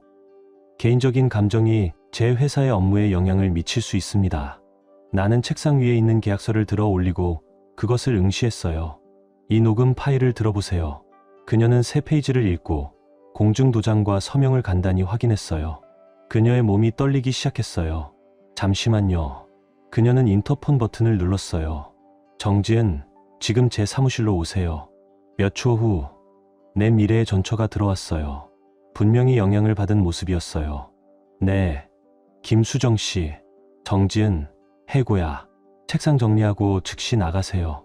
정지은은 잠시 망설였고 곧 기절했어요. 여러 명이 그녀에게 달려가 도와주었어요. 김수정은. 일어나서 내가 내린 결정이 여전히 유효한지 물었어요. 나는 일어나서 그녀의 손을 흔들며 대답했어요. 정직하고 전문적인 사람과 일하는 것이 새롭네요. 이제 내 사업은 잘 진행될 거라 생각해요. 나는 돌아서서 정지은이 바닥에 누워있는 모습을 밟고 변호사 사무실로 향했어요. 내 변호사의 이름은 신태민. 나보다 조금 나이가 많지만 더 젊어 보였어요. 그는 영리한 사람이었어요. 그는 내 사무실로 초대하며 음료를 원하는지 물었고 그의 비서에게 물을 가져다 달라고 했어요. 자, 이준호, 내 여동생과 이야기를 나눴는데 그녀는 내가 이 상황을 즐기게 될 거라고 생각하는 것 같아요. 그래서 무엇을 가지고 왔어요? 나는 원본 계약서를 제시하고 녹음기를 켰어요. 녹음이 끝나고 그는 그것을 들었어요. 하지만 계약서는 그의 관심을 더 끌었어요. 모든 것이 끝난 후 그는 인터폰 버튼을 눌렀고 그의 법률 보조원이 들어왔어요. 이 테이프를 가져가서 2개의 사본을 만드세요. 그런 다음 원본을 금고에 보관하세요. 김철수 키행 최호수 씨에게 새로운 테이프를 사서 녹음기를 반환해 주세요. 그는 다시 읽고 가끔 나를 쳐다보았어요. 마지막으로 그는 계약서를 옆에 두고 나를 쳐다보며 말했어요. 이건 진짜죠. 그렇죠? 아무도 이런 걸 만들 수 없어요. 그는 잠시 생각에 잠기더니 나를 쳐다보며 말했어요. 자, 무엇을 하고 싶어요? 그들을 처벌하고 싶어요. 그들이 고통받아서 더 이상 일을 구할 수도 없고 함께 공개적으로 살 수 없게 만들고 싶어요. 정지은가 내게 다가와서 포옹하려는 듯했다. 나는 그녀의 접근을 거부하고 내 옛 친구를 조롱했다. 그녀는 모든 것이 큰 오해였고 내가 그들에게 지옥을 풀어놓았다고 말했다. 두 사람 모두 직장을 잃었고 거의 파산 상태였으며 미래에 대한 전망이 없었다. 나는 청구 포기서를 작성하고 그들에게 집을 주었지만 돈은 없었다. 그들은 빠르게 가라앉고 있었다. 그들은 집을 팔려고 했지만 운이 따르지 않았다. 그녀는 내게 돌아오기를 원했으며 내 침대, 그리고 가장 중요한 것은 내 은행 계좌였다. 내 변호사는 한 가지 질문에 또 다른 질문으로 답했다. 김성우 씨와 여전히 만나고 있나요? 그녀의 변호사는 이 질문이 논의와는 관련이 없다고 주장했다. 그들은 그냥 친구일 뿐이죠. 내 변호사는 문서 더미에서 계약서를 꺼내 그 남자 앞에 놓았다. 다시 한번 해보죠. 그는 정지은을 바라보며 말했다. 그녀의 변호사가 문서를 읽는 동안 여전히 김성우 씨와 만나고 있나요?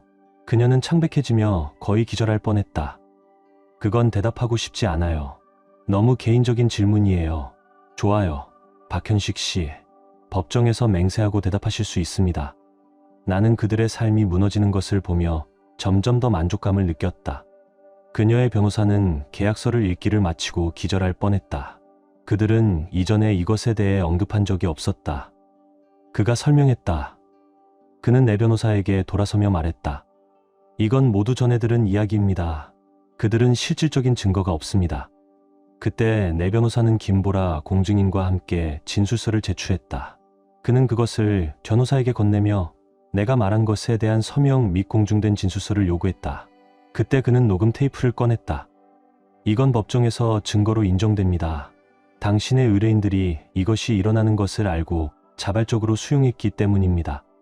그는 말했다. 내 변호사는 재생 버튼을 눌렀고 그들의 세계는 무너졌다. 그들의 변호사는 겁에 질린 듯 보였다. 그때 그녀의 아버지인 판사가 말을 꺼내고 모든 것을 해결했다. 그는 손으로 테이블을 내려치며 그녀의 변호사를 뚫어지게 바라보았다. 그만, 정지은, 김성우 씨, 해고입니다. 정지은 서류에 서명하고 머리를 맑게 하라고 말했다. 김성우, 내일 밤까지 나가라. 이혼 소송에서 당신은 공동 피고로 이름이 올라갔다. 이준호 씨와 정지은이 당신과 정지은의 불법적인 행위를 명확히 인정했으니 당신은 변호사를 구하는 것이 좋겠다. 이해해요. 당신은 아무것도 얻지 못할 겁니다. 만약 재판을 받게 되면 더 나쁠 것입니다. 내 어머니와 나는 당신과 당신의 행동에 혐오감을 느끼고 있습니다. 당신의 형은 당신이 여기 있는 동안 아내와 아이들을 우리 집에 데려오지 않겠다고 거부했습니다. 그래서 다른 곳을 찾아봐야 할 겁니다. 당신은 남편보다 그를 선택했습니다. 아마도 두 사람은 잘 지낼 겁니다. 그가 낮은 목소리로 중얼거렸다. 정지은의 부모가 법적 대리인을 위한 비용을 지불하고 있는 것이 아니라면 좋겠네요. 그래서 그녀는 모든 서류에 서명했고 김성우는 일어나서 방을 나갔다. 세상에서 사라졌다. 그 점은 내게 아무 상관없다. 3달 후 나는 내 침대에서 혼자 잠을 자고 있었고 외로운 남자가 되었다. 그래, 그건 어젯밤 일이었어. 김지은 자매들이 오늘 밤과 내일 하루 종일 나를 기운내게 해줄 거야. 인생은 좋아. 그렇게 모든 것이 끝났다. 정지은은 결국 모든 것을 잃었고 김성우도 그녀와 함께 떠날 길이 없었다. 법정에서의 싸움은 나에게 승리를 가져다 주었지만 마음속 깊은 곳에서는 여전히 공허함만이 남았다. 이 모든 것이 나의 결혼이었고 내가 그토록 믿었던 사람이었기 때문에 승리에도 불구하고 내 삶은 여전히 어둡고 외로웠다. 세상은 그렇게 돌아가고 나는 그저 남은 것들을 정리하며 앞으로 나아갈 길을 찾았다. 그래도 오늘, 내일, 그리고 앞으로의 나날들 속에서 김지은 자매들이 나에게 힘을 주겠다고 약속했으니 내 삶은 조금씩 회복될 것이다. 인생은 여전히 나에게 기회를 준다. 하지만 내가 얻은 교훈은 무엇이었을까? 정확히 말하자면 모든 것을 잃고 나서야 비로소 진정한 자유가 무엇인지 알게 되었다. 이 두 번째 이야기에서 당신에게 전달하고 싶은 메시지가 있어요. 이 모든 것이 시작된 건 내가 바보처럼 믿었던 것에서 비롯된 것이다. 결혼 1년, 내 인생에서 가장 중요한 시간은 한순간에 무너졌다. 내가 무엇을 잘못했는지 모르겠다. 내가 왜 이렇게 되어야 했는지도 이해할 수 없다. 그저 시간이 흐르고 내 마음은 점점 더 차가워졌다. 하지만 한 가지는 분명하다. 이제 나는 더 이상 돌아갈 수 없다. 저는 31살이고 최근에 28살인 전처와 이혼했습니다. 이유는 그녀의 거짓말과 외도 때문입니다. 저와 제 아내는 처음 쇼핑몰에서 만났습니다. 저는 한 달에 2번밖에 쇼핑을 하지 않아서 필요한 물건들을 사러 갔었습니다. 그날 쇼핑몰을 떠나려던 찰나에 제 아내가 다가와서 그녀의 차가 시동이 걸리지 않으니 확인해달라고 요청했습니다. 저는 그녀의 문제가 사소하다는 것을 깨닫고 도와주기로 했습니다. 원래는 친구가 될 생각은 전혀 없었고 그냥 놓고 가려 했으나 차를 고치면서 우리는 좋은 대화를 나누었고 결국 연락처를 교환하게 되었습니다. 그 이후 우리는 한 주 동안 다시 만나지 않았습니다. 저는 그녀를 완전히 잊었고 그녀가 다시 저에게 전화하지 않았다면 우리가 이렇게 진지해지지 않았을 것입니다. 결론적으로 제 아내와 저는 그녀가 자유로운 날에 만나기 시작했고 서로를 더 잘 알게 되면서 사랑이 생겼습니다. 우리는 1년 동안만 사귀었고 결혼 후에 안정을 찾았습니다. 그녀는 저에게 그녀의 이전 관계에 대해 말해주었고 저도 제 관계에 대해 이야기했습니다. 제 아내는 그녀의 부유한 전 남자친구가 그녀를 학대하고 폭행했다고 말했습니다. 그들은 4년을 사귀었지만 그녀에게 돈과 선물을 아끼지 않았다고 합니다.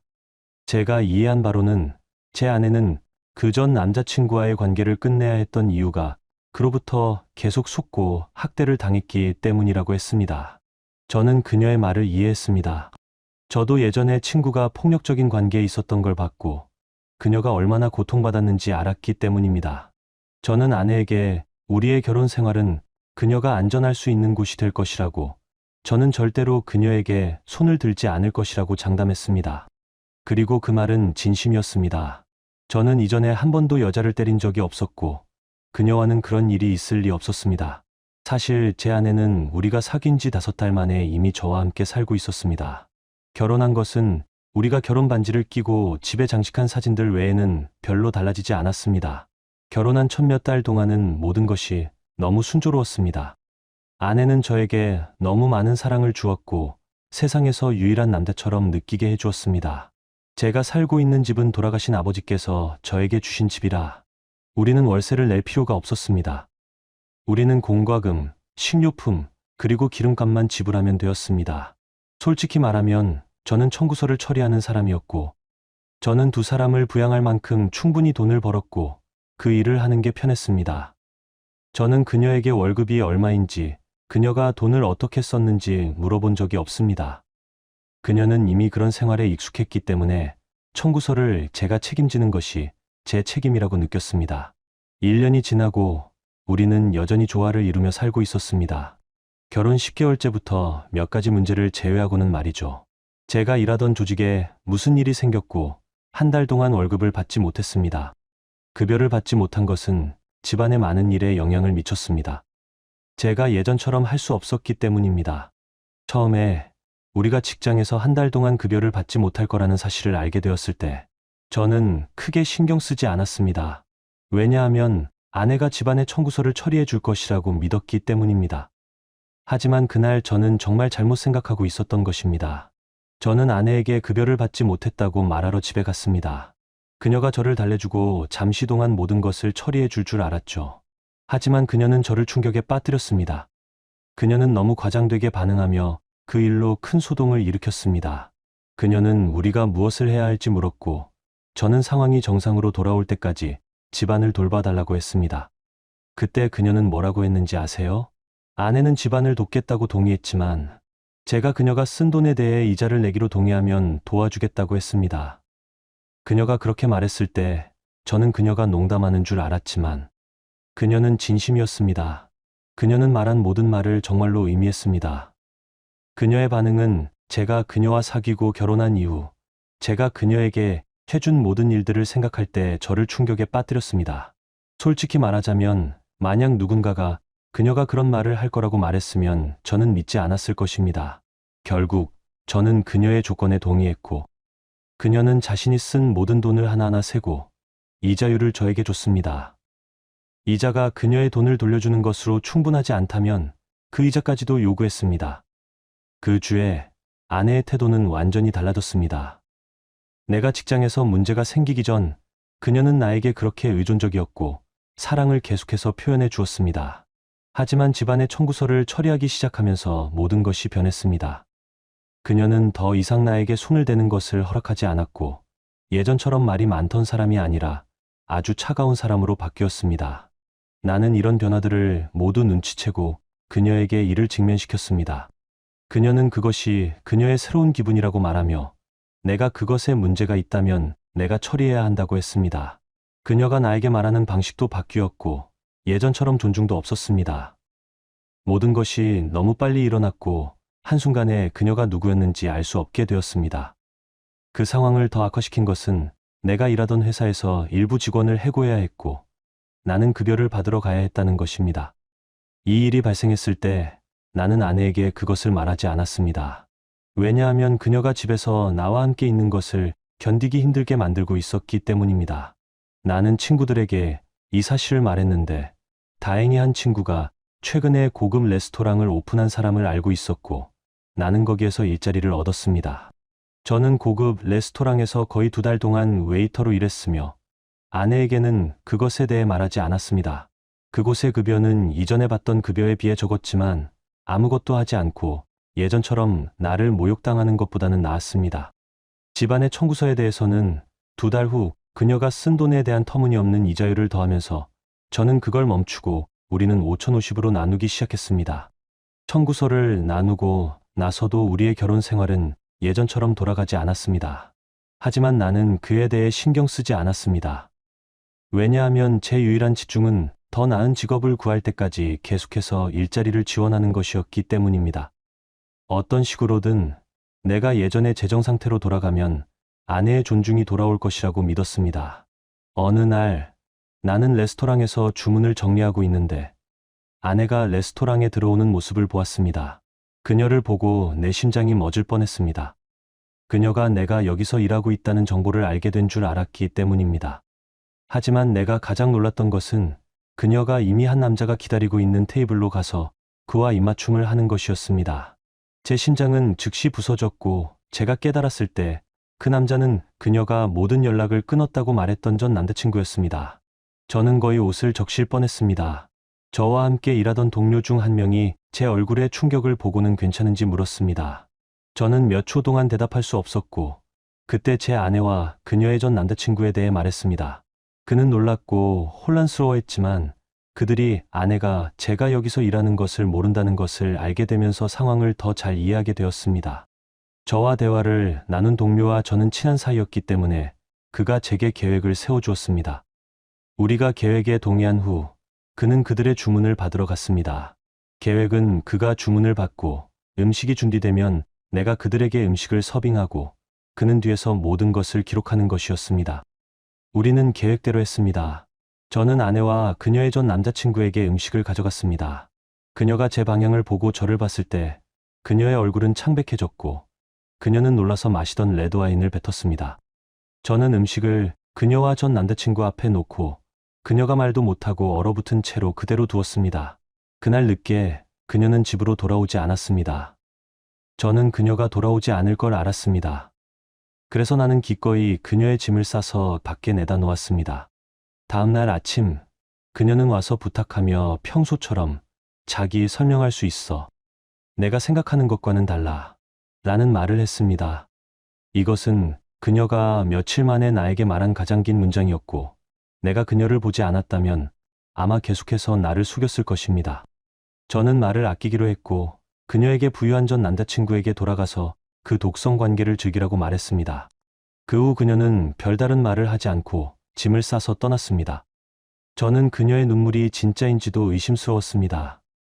몇 주 후 우리는 이혼했고 우리 사이의 모든 것이 끝났습니다.